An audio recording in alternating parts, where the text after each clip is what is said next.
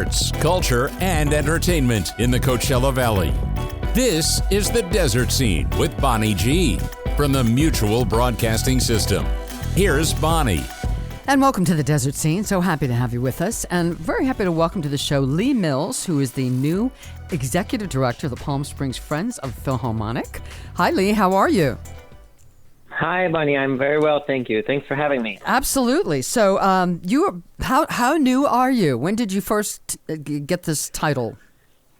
I started on February 5th, so I'm about 6.5 weeks into it. Okay. And how's it going so far? It's going very well. It was a very busy time to start this role. You know, we were right in the middle of our season and coming up on our final board meetings of our fiscal year, so finishing and presenting the budget for next year and finalizing the programming for our 2025 season. So it's been a very busy time. But, you know, I've had such a great time getting to know our patrons, our subscribers, our audience, and working with all the orchestras who have come through. We've had some really spectacular concerts to close out our season. Yeah. So it's really been a blast. So tell us a little bit about your background and your road to this particular position. I am an orchestra conductor. I still am an orchestra conductor, and I started playing piano when I was taking lessons when I was 4, but that's because I started kind of tinkering around with it when I was 3 years old and begging my parents to get me lessons. And throughout school, I added trumpet and French horn, and I sang in choirs, and I was just always very musical. It wasn't until my second year of college that I came across conducting, and I really fell in love with it. And so I asked my academic advisor if it would be possible for me to focus on conducting. And I went to Whitman College in Walla Walla, Washington, which is a very small liberal arts college. And they're quite flexible. So they helped me sort of build a curriculum so that I could major in music, but with a focus on conducting, which they had never done before. Excellent. It was amazing. And I had my own orchestra that I conducted about 4 concerts a year with. And then I went to graduate school at the Peabody Institute in Baltimore, part of Johns Hopkins University. After that, I was the conducting fellow with the Baltimore Symphony. I was a resident conductor of the Brazilian Symphony Orchestra from 2014 until 2019. And then I was associate conductor of the Seattle Symphony until 2022. And so now I'm mostly working as a freelance guest conductor. But during the pandemic, I was kind of sitting on my hands, as you could imagine. That first year, there was nothing. We couldn't have live performances or anything. So I decided to do something with my free time, and I started my MBA, which I just actually had my last classes finished a couple of weeks ago. And in doing this, I became really intrigued with business and strategy, and I thought it would be engaging and fulfilling to work on the business side of the music industry as well. So that's when I started looking for jobs and came across this one, which I love. Palm Springs and the Coachella Valley, so the idea of moving here and having this job sounded good. Perfect fit. So I have a question for you. What would you say, and I don't know if this is a simple answer or not, is the key, what makes a symphony conductor a good symphony conductor? Oh, that's a complicated question. You know, a lot of it depends also on it's not just about the conductor. A lot of it is about the orchestra, too. It's kind of a relationship that you have to establish. So different orchestras might need different things out of their conductors. Okay. A good symphony conductor for university orchestra will be a different set of requirements than a good symphony orchestra for, the kind of orchestra that we bring in here, like San Francisco Symphony, which we just had. Part of it, but there are some elements that are universal, and I think the strongest one is having the passion and the dedication to really research and understand the music.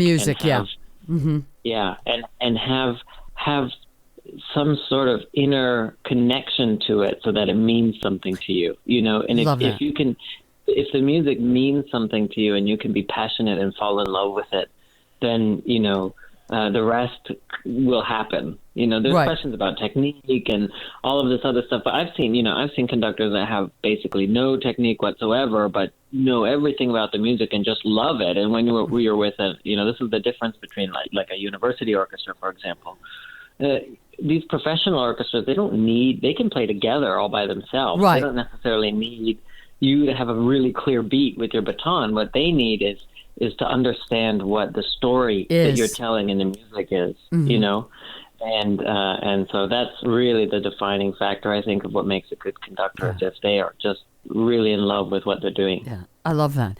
All right, let's talk about the season. So the 2024-2025 concert series at the McCallum Theater. Can you give us a little preview on some of that? Yeah, I can give you a lot of preview because we just announced it last night at our concert. Yay. So we've got a lot of great stuff coming up. The season starts in late January with the Los Angeles Philharmonic on January 21st at the McCallum. We have Philippe Jourdain, he's a Swiss conductor. He's the music director of the Vienna Staatsoper. And he's just doing a ring cycle right now, actually, over there. And he will conduct this concert with the LA Phil, and it's featuring Yefim Bronfman at the piano, who's a perennial favorite of ours. He's such a fantastic pianist. He'll be playing Beethoven Piano Concerto No. 5, the Emperor Concerto, and then the orchestra will play Tchaikovsky's Symphony No. 6, the Pathétique, which is quite an emotional journey in and of itself. After that, we have San Diego Symphony on February 2nd with Rafael Payari and Alexander Malofeev, who is this wunderkind pianist. He actually won the Tchaikovsky International competition for young musicians when he was 13 years old. Wow. He'll be playing Prokofiev's Piano Concerto No. 3, and the orchestra will also play Beethoven's Symphony No. 3, which is the Eroica, which just kind of moved monumentally the trajectory of orchestral music and really all classical music when Beethoven wrote it. It was quite a rebel of a piece. Then we have the London Symphony Orchestra on February 19th. They're coming all the way over from London, and they are bringing their chief conductor, Sir Antonio Papano, and this fantastic superstar violinist, Janine Jensen. And they will be playing George Walker's Symphonia No. 5, Visions. And George Walker just passed away recently, actually, but he composed this piece in 2016 in response to the 2015 shooting at the Emmanuel African Methodist Episcopal Church in Charleston, South Carolina.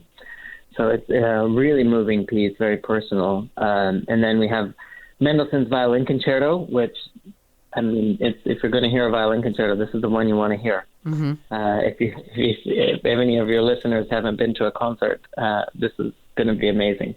And then it ends with Gustav Mahler's Symphony No. 1, the Titan Symphony, which is just another kind of a blockbuster program here. Mm-hmm. And then we have Pacific Symphony on March 11th.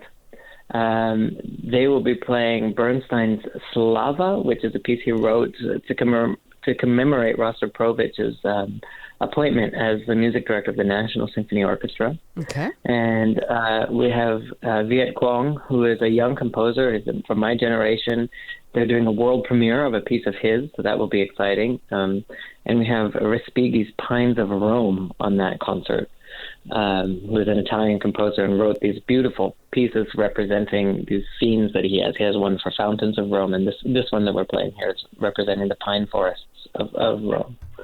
And then we finish the season with a bang. We have the Israel Philharmonic on Saturday, March 22nd, with Lahad Shani conducting. He's their music director, doing Mendelssohn Symphony No. 3, the Scottish Symphony, and finishing with Tchaikovsky's Symphony No. 5, which is just this, has one of the greatest finales, I think, of symphonic music ever. So that's going to be another fantastic concert. Yeah. So I have two questions that I thought of when you were giving us that list. Thinking about logistics, like for instance, bringing the whole London Symphony over from London to here, just travel and planes and hotels. That's a lot. The logistics must be crazy. Yeah. So there is an entire, I guess, an entire industry, a sub-industry of our industry that makes all of this happen. Yeah, it's got a lot of moving parts.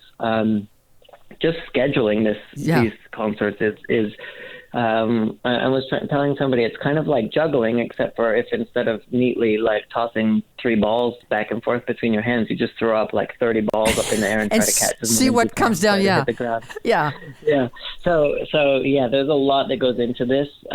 There are all of these orchestras. Most of them are represented by agencies, booking agencies who try to put together some sort of logical tour for them that makes sense financially, that makes sense given whatever their mission is. You know, some orchestras want to be more present in certain areas. Some orchestras have a big donor base in some areas. You know, whatever the reasons are, and they'll try to put together an itinerary. So we usually string together our foundation here, the Palm Springs Friends of Philharmonic, and they'll usually also do something in Costa Mesa at the Segerstrom and do something out in Santa Barbara at the Granada. So, you know, we can put together enough concerts that it makes financial sense for them to, you know, because it costs millions of dollars to bring these orchestras over here internationally. Yeah. So they need to make sure that it can pay off, and so that's what their booking agents do, is try to put together tour routings that meet the orchestra's mission and also are viable financially. Yeah, and then there's a whole other, you know, travel industry that is contracted not by me but by the orchestras that manage, you know, the logistics of getting everybody on the plane and on their buses and transporting all of the instruments. Yeah. Well, that kind of sort of answers my other question was going to be, how do you choose them and how do you book a season? But a lot of it depends on their availability and the agencies and what makes sense for them. And so that it is like a big jigsaw puzzle. My goodness, it must take a while to put this all together. Yeah. A lot of it depends on their availability. You know, some are easier for us to get here, you know, like Los Angeles and San Diego. They can just have drive, to load up on a bus and drive out, and they can be back in their beds, you know, at the end of the night. Yeah. And that's great. We have wonderful relationships with these orchestras in our area, and we have really great orchestras in Southern California to draw on. Yeah. But of course, you know, we love to have, you know, as many international orchestras as we can. And some of them, you know, are set up to be touring all the time. We recently just had the Royal Philharmonic Orchestra, and their whole business model, you know, they're a touring machine. They go on tours all the time. And some of them don't go on tours as frequently, and it takes some convincing to, you know, we do get a little bit of a say. Sometimes we can reach out and say, hey, we really want this orchestra. Can we try to make it happen?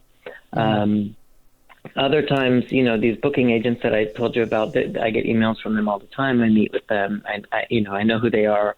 Many of them are familiar to me because I dealt with them as conductor as well. Yeah. So it's all the same network. And I'm happy to say that, you know, things shut down in the pandemic and they were pretty slow to pick back up. But as we're looking into 2025, and then also I'm already starting planning 2026, there's a lot more activity going on in that front. So I think there's going to be a lot more availability for some of these orchestras coming up. All right. So contact. So your website, www.psphil, capital P, capital S, capital P, lowercase HIL.org, www.psphil.org. Subscription 760-341-1013. Well, Lee Mills, congratulations on your new gig and continued success to you. And thank you so much for being here today. Really appreciate it. Thank you. It's my pleasure. All right, Lee Mills, thank you. And we'll talk to the rest of you the next time on The Desert Scene.